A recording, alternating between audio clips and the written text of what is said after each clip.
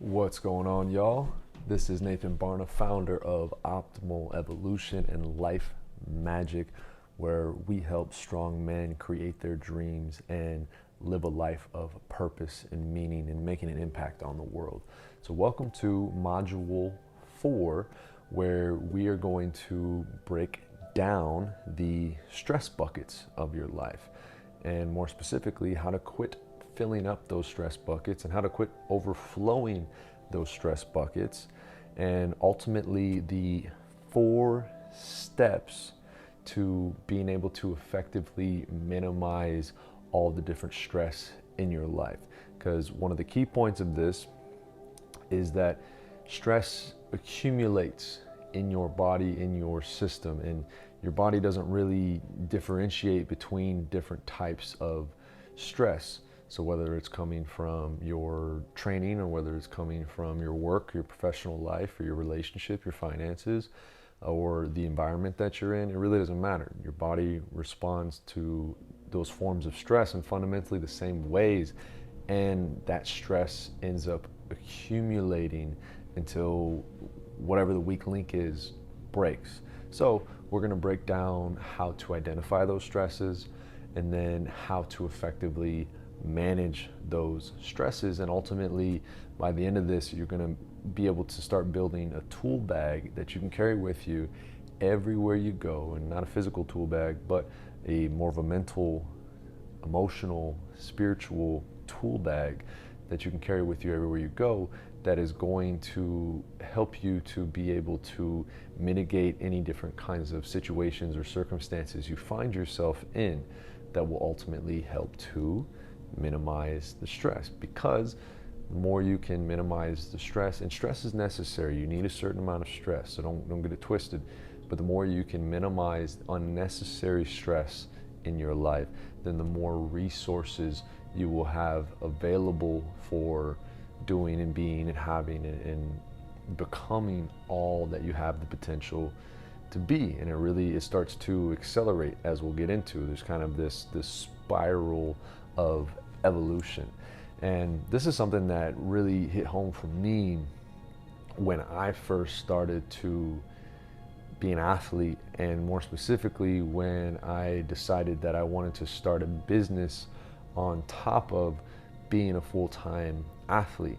Because I realized very quickly, well, being an athlete had its own amount of stress that was inherent within it, and then starting a business on top of that and adding all the additional workload on top of that, it really started to get to the point where I was doing neither of those things very well, because I was so spread thin and there was all these different forms of stress that I didn't even realize that I was facing and that was accumulating within me, that eventually led to health challenges. I had a huge fungal infection that was all over my body. It led to injuries. I had multiple injuries during this period of my life that, seemed like I wasn't doing anything crazy or out of the ordinary. Things just popped up, and now looking back on it, I realized, well, it was just whatever the weak link is. Like I said, that's the thing that's going to end up breaking, and the weakest link breaks the whole chain. And so once I started to recognize, like, oh, all of these different sources of stresses are adding to the overall big picture, which we call the allostatic load, or just your overall stress load. Is just the accumulation of all the stress in your system. And once I started to recognize that, then I started to be able to pinpoint the different sources. And then once I was able to pinpoint the different sources, then I was able to start to manage. And as you'll learn and discover, is all of the sources ultimately come down to one source. I mean, this is what I'm currently discovering within myself and within navigating my own life, is what seems like all of these different things ultimately comes down to the one thing. So we'll kind of break that down a little bit, but that is a more advanced concept that really takes some spiritual development to grasp and to really understand and to be able to act on that. So let's get into this. So step one, which I've already kind of alluded to, is to identify the different sources of stress. And so really you've got external things and you've got internal things. And so external things are like, your environment, different people, different relationships, basically things that are kind of, both inside and outside of your control. So obviously you can affect your environment. You can choose where you're staying at. You can choose where you're living. So you can affect those things. But there are other things that are outside of your control. I mean, hell, you go outside nowadays, really anywhere, and you breathe the air, and it's there's a lot of shit in the air that wasn't there maybe 100 or 200 years ago, that we are breathing in, that is adding an additional stress to the system.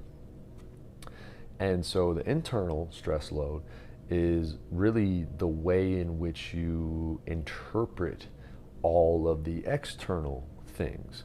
And it's kind of like a mirror in a sense. And this is where, again, the one thing becomes, or all the different things become one thing, because, fundamentally the external environment is a mirror of the internal, and kind of the saying of as within, so without, as above, so below, where like the yin and yang, the complementary opposites, they're always teetering.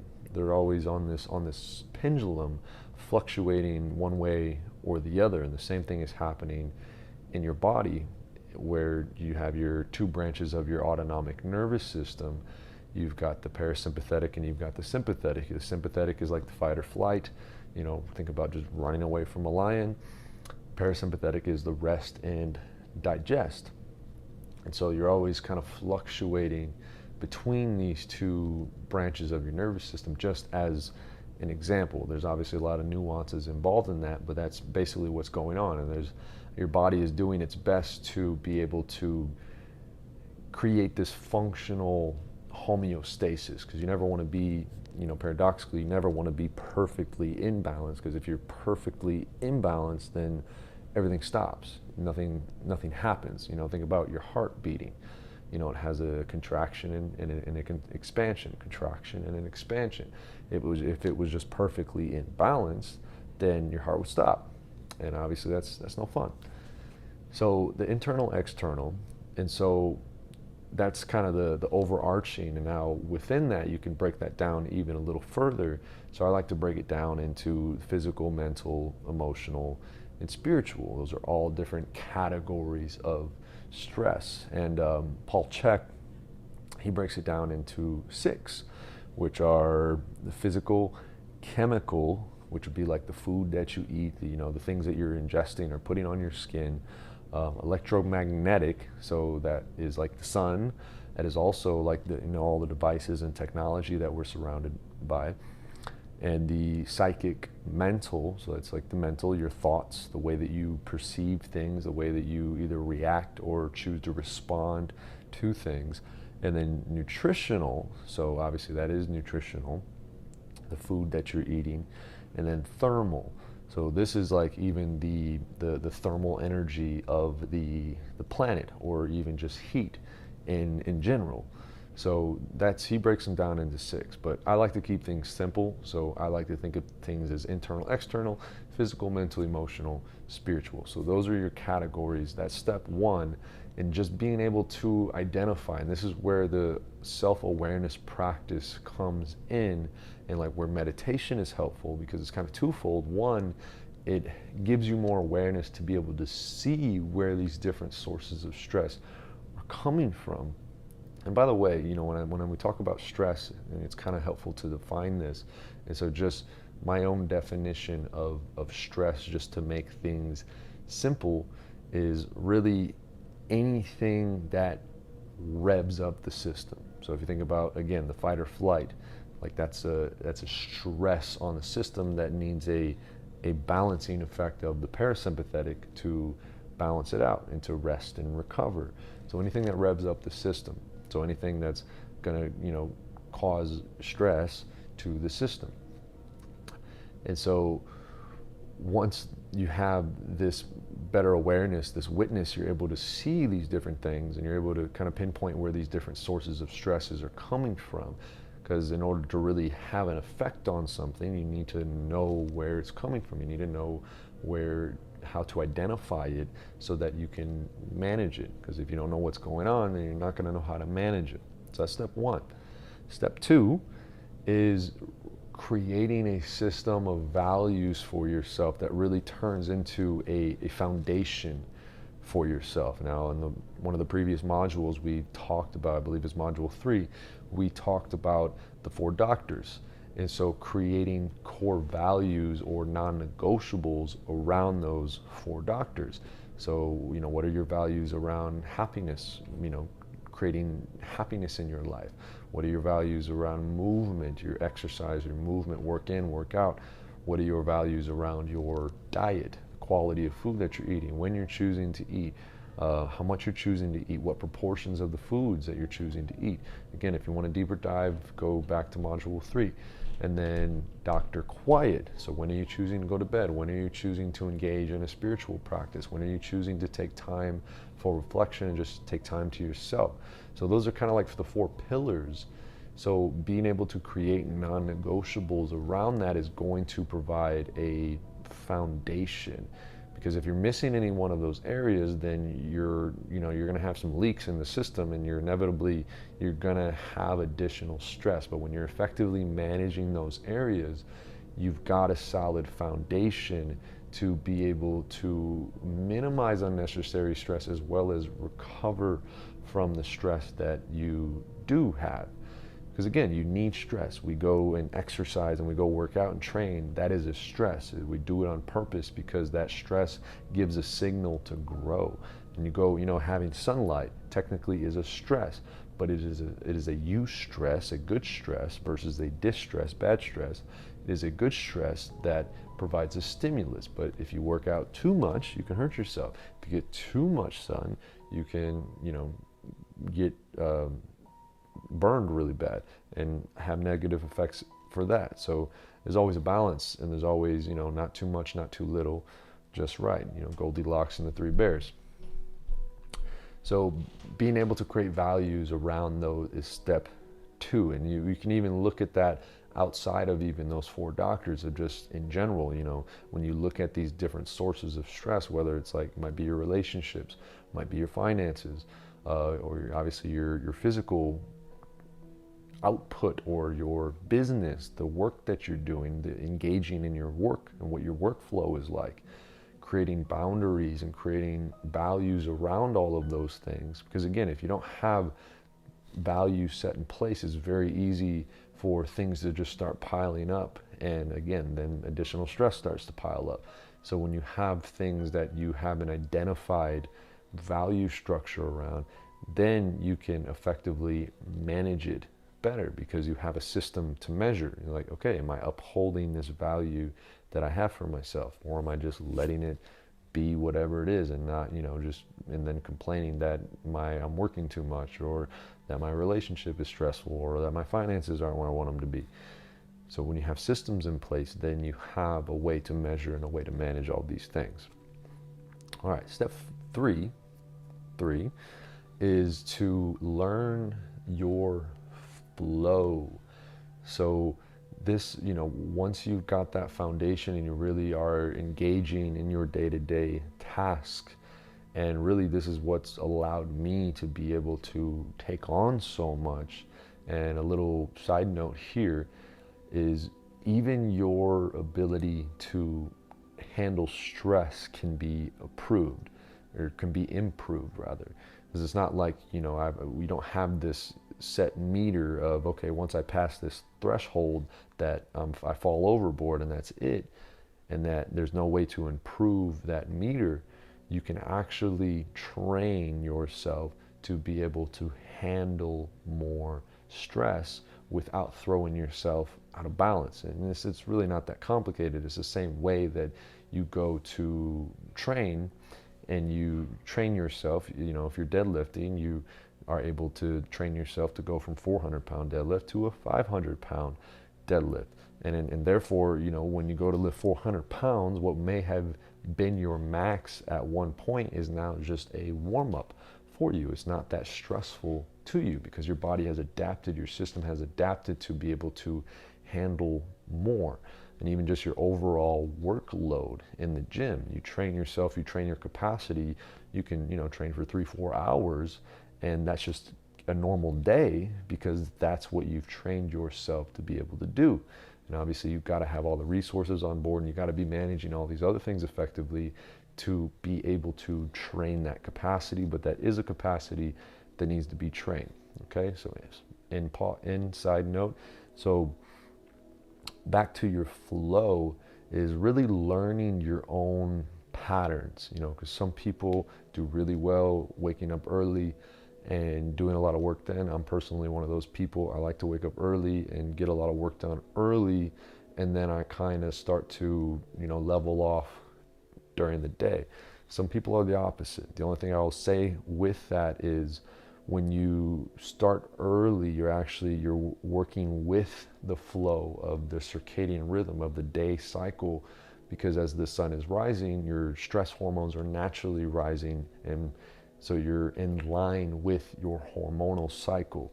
Versus if you try to stay up late, then you're actually going against the flow because the system, your hormones are in a state of trying to wind down and prepare for rest, prepare for sleep. But you are still trying to wind up and stay up and do things. So you're sending kind of opposite signals. So that is more stressful to the system than waking up early and going with the flow. But either way, you have to figure out what's going to work best for you, because the stress of going against your natural rhythms can potentially be more stressful than trying to, fit yourself into a certain box or fit yourself into a certain schedule that you may not be aligned with. And a deeper concept here is ultimately learning how to align to your soul. Now, as we get deeper into this curriculum, we will go through a process of learning how to connect with your soul, learning how to be able to communicate with your soul, which for me is really just the intelligence within that is connected to all of the intelligence. It's like connected, there's a direct line to infinite intelligence if you're able to connect with your soul.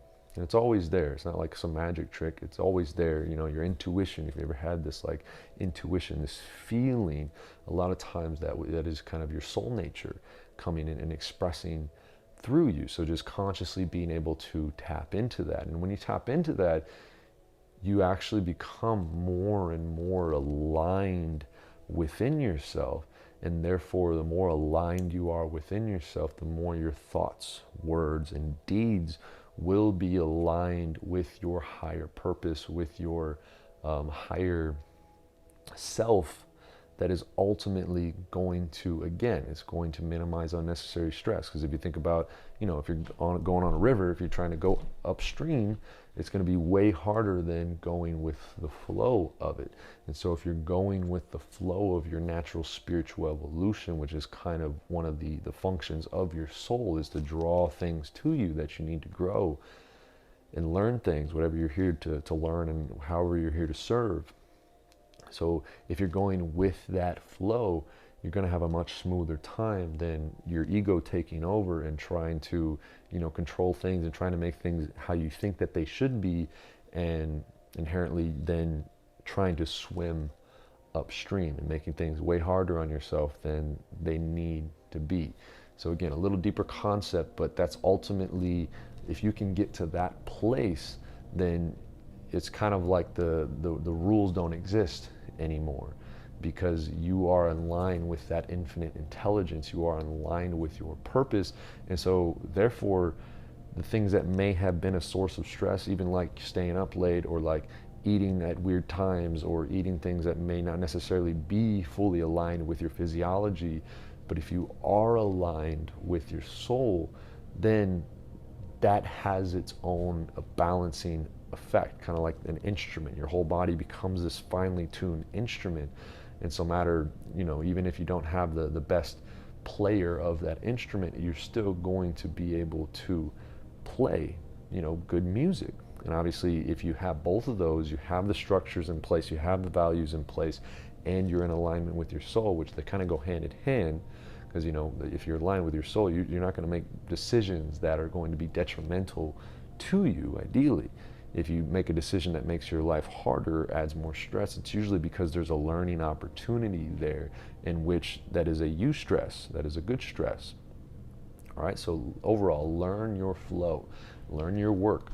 And the whole concept of weekends and breaks, like I get that all out of your head and get all those ideas out, because you have to find what works for you. If you enjoy, working 7 days a week, going nonstop, and you're in that period of your life, be in it. Which again was why it's helpful to have this connection with your soul, because there are periods of your life, especially if you're really called to do big things and change the world, where you're going to be, going ham, you're going to be working, and it might look like 2-3 months of just nonstop, no break, but then you might take 2 weeks off, and you have that choice to do so, versus trying to create this idea of like a work-life balance where ultimately leaves you unfulfilled. But again, your schedule might be, I only want to work for 4 hours a day, or I only want to work for 4 hours a week. It's really up to you, and learning what that is for you, and then aligning yourself to that, creating the structures that are going to support that, which is what we're going to continue to expand on in this curriculum, in these modules. All right, so that's step 3, learn your flow. Step 4, build your tool bag.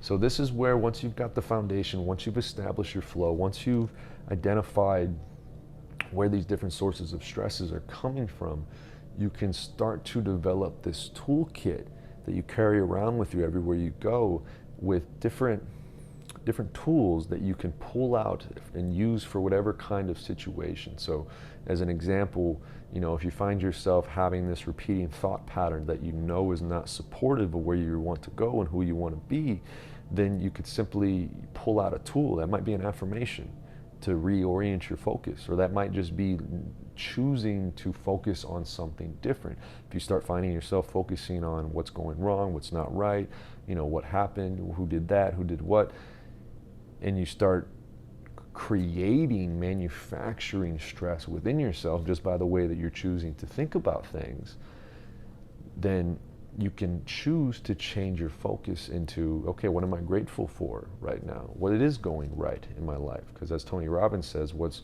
going right is just as available as what's going wrong. It's just a matter of choosing your focus, and then you can choose the meaning that you give to things. Something happens in your life. Is that happening to you, or is it happening for you? Is there a way to grow and to learn here? And all that is a change of perspective. And one of my favorites is asking better questions, because answers are always implicit in the questions that we ask. So if we don't like the answers that we're getting, we can ask better questions to get better answers. So one of mine recently is like, I've been getting really like 6, maybe 7 hours of sleep if I'm go to bed earlier these past several months, because I've just been working a lot. Like I'm in one of those phases where I'm called to just really just put my head down and just work and like put these systems in place and make this content, do all these things. But anyways, I've came to a place where it's like, is it, you start thinking, is this bad that I'm only getting this amount of sleep? Because we have these ideas of how things are supposed to be, and then we kind of start to see those ideas as just facts, and we never question those ideas. But then once you see that, then you can ask a different question. Is it bad to only get a certain amount of sleep? And is there a possibility that this could be the best thing for me right now in this situation? And when you ask yourself, is there a possibility? The answer is always yes, because there's always a possibility. There's always a potential. And so again, it's not a matter of necessarily being right or wrong. It's just asking better questions that can potentially lead to better answers. What if going through a period of a higher amount of stress, just like you go through different periods of training where you purposely might be pushing yourself, to the limit and right on the brink of pushing past your limit to expand your capacity to do work. What if that same thing, it can be applied to your workload, to your business, to your flow of your day? You might go through a season of major activity, to, create the kind of outcome that you want to create, and then go through a period of rest. And that might, you can go through cycles of that. That's why it's kind of like this spiral. You could be in a big year or 5-year or even decade-long cycle of your warrior mode of just getting shit done. But even within that decade-long cycle, you could have the mini cycles of doing more, doing less, depending on where you're at. And so again, just paying attention and allowing yourself to flow. And this is why having the structure to support things is what is going to allow that spontaneity and that flow to happen. The structure is what allows the flow. All right. And so lastly on that note, so responses versus reactions. So when something happens, again, you can choose to respond and choose how you respond, or you just go through your knee-jerk reactions and get the same results you've always gotten. A good rule of thumb is if you find yourself in the same types of situations that create the same types of cycles of pain, that create the same story patterns, the same thought patterns, then that is your cue, that's your opportunity, that there's something there that you might be missing. And that's, again, where you can pull that tool bag out and like, okay, let me just try to focus on something different. Let me use some affirmations. Let me ask better questions. And then ultimately, let me just be with this and sit with this and, even move into my body and just feel where all of this is at. Because a lot of times we can trap things in our bodies emotionally. Energy gets trapped, and there's usually stories behind that trapped energy. And if we don't address those deep underlying stories and the emotions and the energy that is trapped, then which may have resulted from something that happened in the past that you're still hanging on to, then again, you can find yourself in the same types of loops and same types of situations because you haven't addressed the root of the issue. And in my experience, even the physical things, is what is the physical? The physical is ultimately the metaphysical, the matter, mind matters matter. And so once you realize that everything is one thing, it's essentially all mind, it's all consciousness, then you realize that there's whatever the physical symptom is, there's actually some underlying mental, and I don't just mean thinking brain, but mental in the sense of, the big mind. Like you have the capacity to imagine and to think and to express yourself in many different ways. And just like God, just like all of its source, we are ultimately expressions of that. And so it's fundamentally all the same stuff. And so when you get down to the root, it's all the same stuff. And if you can learn how to affect the root, you can affect everything that is built on top of that. Again, a little deeper concept, but that's ultimately where we're heading. That is the kind of when you can get to that place, just like aligning with your soul, then it's like kind of all the rules are gone again. And you're in this place of freedom, but you have to have the structures in place to be able to handle that freedom, or you'll just fall apart.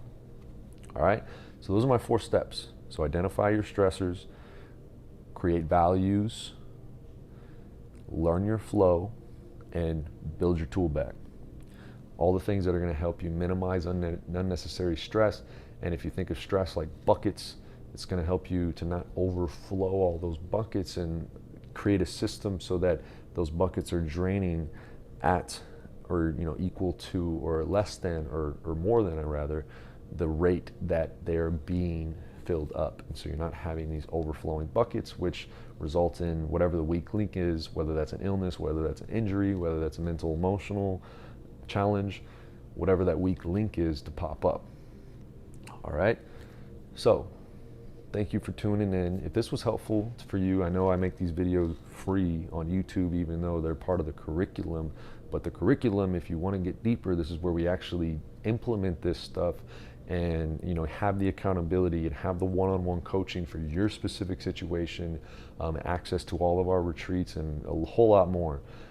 So if you want to take that route, just contact me, schedule a call with me, and we can see if you're a good fit for that, because there's an application for that process. And I don't let everybody in because this is deep work.